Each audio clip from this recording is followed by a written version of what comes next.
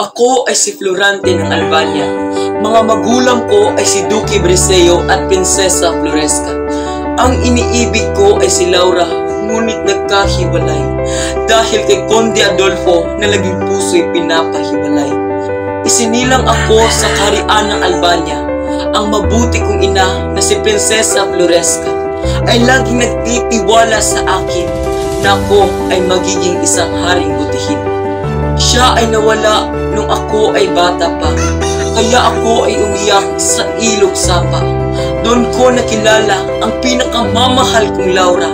Hindi ko alam siya pala ay taga-Albania. Ako ay nabihag sa puso niya na parang ang puso ko ay para nasa kanya. Si Laura ay aking sinundan hanggang mapunta kami sa kanilang tahanan. Ako ay humarana sa kanilang palasyo.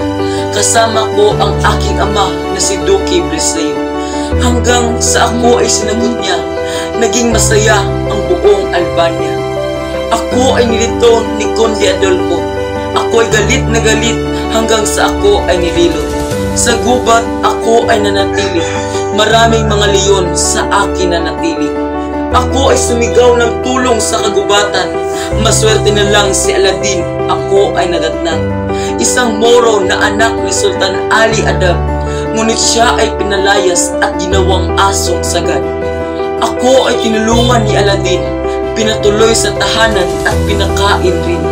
Tinulungan niya akong lumusob sa bayan ng Albania, doon ako'y dumapot.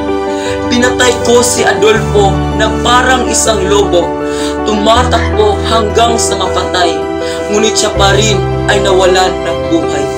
Nabawi ko ang Albania kasama ang pinakamamahal kong Laura. Masaya ako dahil nabawi ko ang pinakamamahal na Albania na dati ay sa ama ko.